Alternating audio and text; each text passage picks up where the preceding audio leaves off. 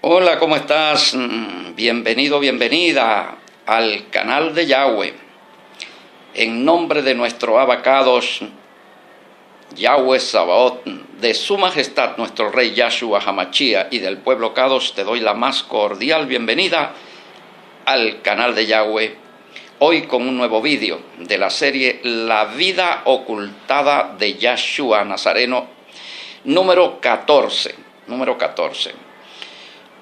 Vamos a hacer una pequeña revisión de lo visto después de unas breves palabras de oración. Baruch atah Adonai Eloheinu melech haolam, bendito eres, oh Yahweh, Padre Celestial, soberano, Señor de los cielos y de la tierra.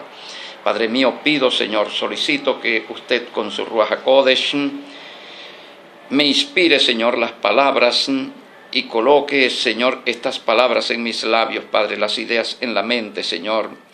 Que pueda, Señor, ayudar al oyente, Señor, en este breve estudio, este breve análisis, esta breve crítica de las Escrituras, para ayudarle a entender, Señor, su voluntad, su propósito, Señor, a comprender el ideal, Señor, encarnado por Yahshua Nazareno, su proyecto, Señor, ocultado, Señor, de manera deliberada por intereses mezquinos, Señor, pero que usted, Señor, no ha permitido de que quede oculto para siempre, sino que ahora lo está revelando, Señor.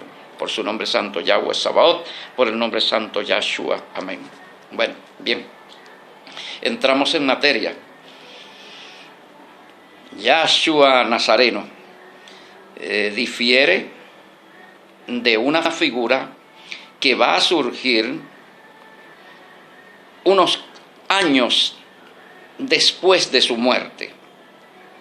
Yo diría que más bien unas décadas después de su muerte va a surgir una nueva figura.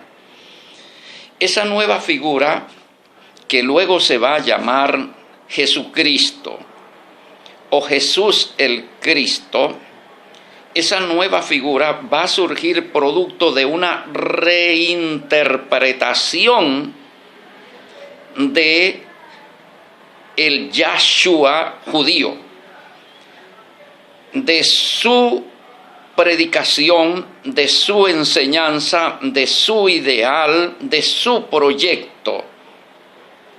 Una reinterpretación de todo eso. Y cuando se hace esa reinterpretación, es presentado todo eso de una manera diferente a su contexto original, a su forma original, de una manera diferente. Y a partir de esa reinterpretación, de esa forma diferente, de esa figura diferente, va a surgir entonces una religión. Va a surgir una religión. ¿Cuál religión? El cristianismo. Va a surgir el cristianismo. Entonces, Yahshua Nazareno definitivamente no es fundador del cristianismo. No fue cristiano tampoco, fue practicante del judaísmo de su tiempo, del siglo I. Sus seguidores tampoco fueron cristianos. Todos fueron practicantes del judaísmo aún después de su muerte. Siguieron practicando el judaísmo. ¿Cómo se les conoció?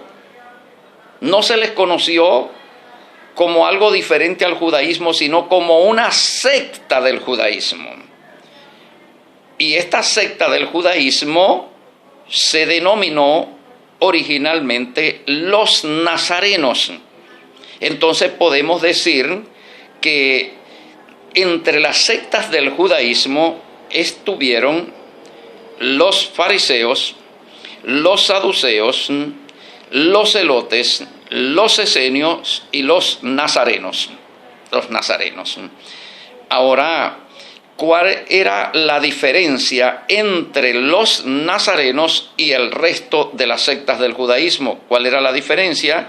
La diferencia es que los nazarenos creían que ya había llegado el Mashiach y que ese Mashiach era Yahshua Nazareno. Eso era lo que los diferenciaba del resto de las sectas del judaísmo. Y fue eso lo que causó la persecución contra lo denominado secta de los nazarenos. Ellos seguían asistiendo al templo, seguían practicando los ritos, como lo dice Pedro allá en el libro de los Hechos, cuando le dice al rabino Shaul: mira cuántos miles de judíos han creído y todos son celosos por la ley. Todos son celosos, no dice unos cuantos, sino todos son celosos por la ley, ¿no? Entonces, lo que vemos que ellos siguieron con el judaísmo, pero creyendo que llegó el Mashiach. Ahora, luego esta secta de los nazarenos se va a transformar en un movimiento que se conoció muy poco. Ahorita la gente sabe algo de ellos, pero usted puede buscar información en YouTube o en google.com. ¿Cómo se denominó ese movimiento? Se denominó los ebionitas. La palabra ebionista significa los pobres, y constituían comunidades, y esas comunidades vivían apartadas totalmente de la sociedad romana, de la sociedad helénica, de la sociedad grecorromana, del dominio romano. Ellos vivían totalmente excluidos porque vivían bajo su propio sistema teocrático. Los ebionitas. Ahora, estos ebionitas van a desaparecer posteriormente producto de las persecuciones y de las guerras entre los judíos y los romanos. Punto de información. Entonces, Yahshua HaMashiach definitivamente no funda el cristianismo. Y el cristianismo surge como una reinterpretación de su persona, de su mensaje, de su proyecto. Y esto lo vamos a ir viendo como dentro de los mismos documentos llamados evangelios se va presentando, ya se va asomando ese cambio. El reino de los cielos anunciado y enseñado por Yahshua HaMashiach, que es el mismo reino de David. El reino de los cielos enseñado por Yahshua es el mismo reino de David. ¿Cómo sabemos que es el mismo reino de David? Que no es un reino diferente, porque lo dice Lucas 1:32. El Señor Dios le dará el trono de David su padre. No dice le dará el trono en el corazón de los hombres. No dice le dará el trono en el cielo, sino el trono de David su padre. ¿Dónde quedaba el trono de David su padre? En Jerusalén. ¿Qué otro elemento tenemos? Tenemos allá en el libro de los Hechos, donde hablando de David, dice Pedro en su discurso, dice de la manera siguiente: siendo profeta, hablando de David, siendo profeta y sabiendo que Yahweh con juramento le había jurado que de su descendencia levantaría el Mashiach para que se siente en su trono. Para que se siente en su trono. No en el trono del corazón de los hombres, sino en el trono de David. Para eso levantó el Mashiach. Entonces el Mashiach no fue levantado para otra cosa, sino para eso. Ahí tenemos el segundo punto. El tercer punto es que allá está escrito en Segunda de Samuel el juramento que le hizo Yahweh a David, donde le dice, creo que Segunda de Samuel 7, no estoy seguro, pero creo que ahí es donde está el juramento, de donde le dice: cuando tú duermas con tus padres, yo voy a levantar uno de tu linaje, de tu descendencia, de tus entrañas. Y lo voy a levantar para darle perpetuidad a su reino, al reino de ese que yo voy a levantar de las entrañas tuyas. ¿Y quién es ese? El Mashiach.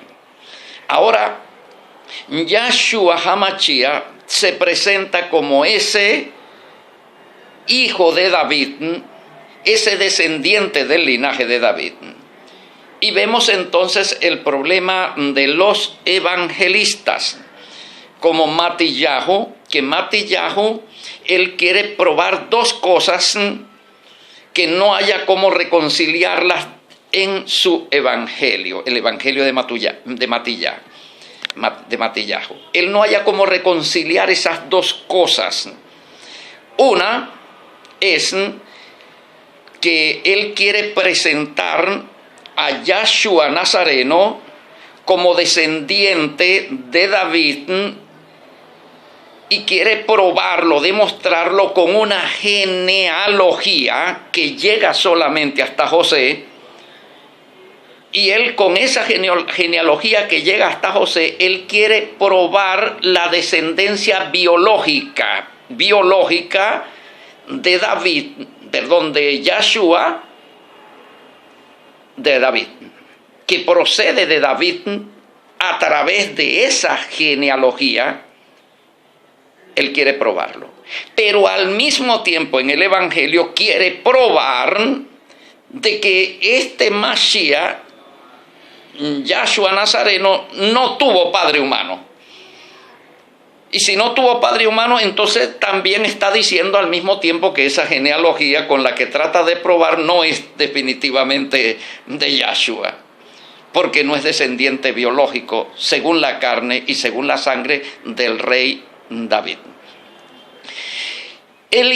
Otro inconveniente que presenta Matillahu, esto se llama crítica textual. Esta es una ciencia que estudia para extraer la verdad, ¿vio? Sobre quién es el verdadero Mashiach, cuál es su ideal, cuál es su reino, dónde es su reino. Es muy importante el mensaje del reino de él, porque es la causa por la cual él lo sacrificó todo, aún hasta su propia vida. Entonces, ¿qué es lo más importante? Su ideal. El reino enseñado por él. Ahora vamos a lo siguiente. Matillahu está presentando algo, al decir que no tiene padre humano, está presentando algo que no cuadra. ¿Por qué no cuadra? Porque él está diciendo en el Evangelio, según Matillahu, su Evangelio, que Yahshua Nazareno predicaba en las sinagogas, ciudad por ciudad, aldea por aldea, pueblo por pueblo. Él se presentaba en las sinagogas y, como dicen acá, le daban el púlpito para que predicara y para que enseñara la ley. Ahora, en una nación, la nación de Israel, en ninguno de los siglos, una persona que no tuviera padre humano, ninguna sinagoga, ningún rabino le permite enseñar a alguien que no tiene padre humano. ¿Por qué? Porque estaría violando la ley. Porque alguien que no tiene padre humano, según la ley, definitivamente es un bastardo. Si no lo puede probar. Y dice la ley, no entrará bastardo en la congregación de Yahweh. Entonces, no podían aceptar un Mashiach sin padre humano, por cuanto viola la ley, viola la Torah. Vimos en un video de que para probar su nacimiento virginal se utilizó una profecía de Isaías, y analizamos la profecía y nos dimos cuenta que la profecía no es una profecía para el Mashiach, sino para el rey Acab.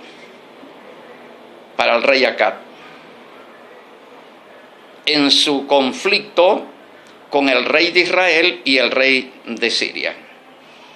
¿Vio? que Yahweh le dio la señal de Emmanuel al rey Acab. Y eso lo analizamos. Ok. Mashiach sin padre humano, un gran problema. Hablamos también de cómo los escritores de los evangelios, ellos presentan diferencias que pareciera que sus fuentes son diferentes, sus fuentes de información, y que ellos no fueron testigos de los acontecimientos. Estarían en otro lugar o no sé, pero es lo que parece y es lo que vamos descubriendo en esto de la vida ocultada de Yahshua HaMashiach. Vamos a ir al Evangelio según San Marcos.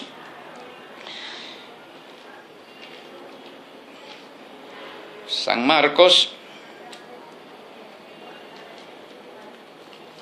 capítulo 14. San Marcos 14. ¿Qué nos presenta Marcos 14? Nos presenta a Yahshua HaMashiach, Yahshua Nazareno, comiendo.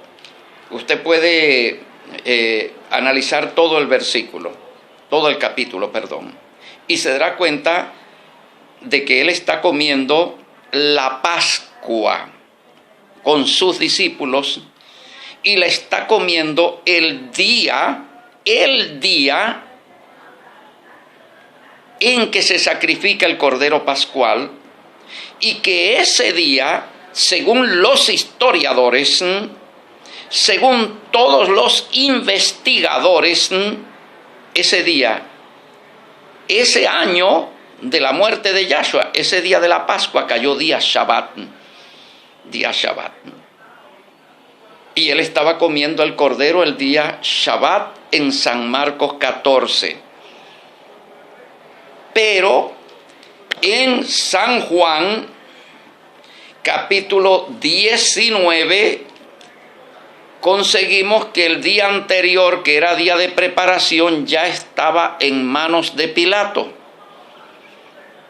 Según San Juan 19, capítulo 14, que dice que era día de preparación cuando ya estaba capturado. O sea, según Yohanan 19:14, Pilato lo captura el día de preparación anterior a la Pascua de Shabbat. Según Marcos, Pilato no lo tenía capturado el día de preparación, sino que él más bien estuvo comiendo la Pascua el día de Shabbat, un día después de la preparación. Entonces, queridos hermanos y hermanas, de esta manera nosotros tenemos que hacernos una pregunta que vamos a ir respondiendo. ¿Cuáles son las escrituras inspiradas por el Ruach HaKodesh? El Ruach HaKodesh inspiró a Yohanan que Yahshua HaMashiach fue capturado y muerto, asesinado el día de preparación. Y el mismo Ruach HaKodesh inspiró a Marcos que ese día no fue capturado, no fue asesinado ese día, sino que ese día estaba todavía vivo, el día de preparación, y estuvo tan vivo que el siguiente día, que es día de Shabbat, todavía estaba comiendo la Pascua. ¿Qué fue lo que inspiró el Ruach HaKodesh? ¿Cuál de las dos evangelios es palabra de Yahweh inspirado? ¿Qué hacían la gente de Berea? Escudriñaban las escrituras. ¿Cuál escritura? La Taná. Hasta el siglo I, la Taná eran las únicas escrituras inspiradas por el Ruach HaKodesh. Entonces, ¿qué pasa con estos evangelios? ¿Fueron inspirados o no? te lo dejo para la próxima parte. Muchísimas gracias por tu atención, muchísimas gracias por visitarnos, por activar la campanita y suscribirte para que te llegue el próximo vídeo de esta interesante e intrigante serie, La vida ocultada de Yahshua HaMashiach. Tenemos que seguir con el análisis de la parábola para ir comprendiendo su proyecto, su ideal, el ideal por el cual Él dio la vida, el verdadero ideal.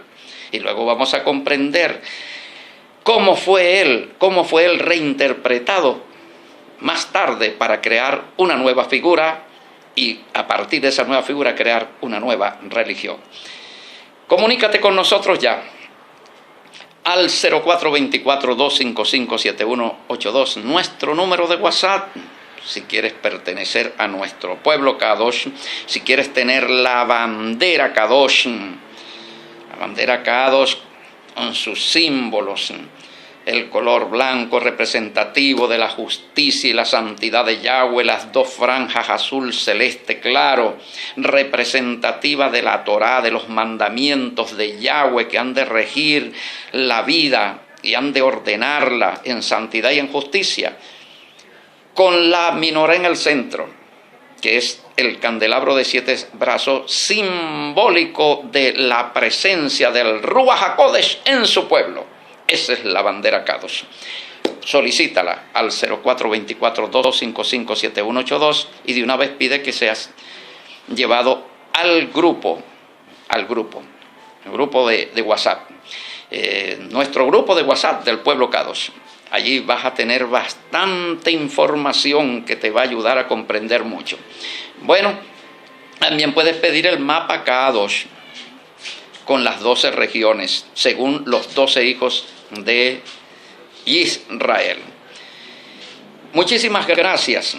Si te ayuda este vídeo, te ayuda este trabajo, te complace y tú ves que vas creciendo en conocimiento, que vas comprendiendo mejor cómo entender, cómo estudiar las escrituras de una manera crítica, de una manera objetiva, de una manera veraz, de una manera imparcial, sin influencia de iglesias y de cosas.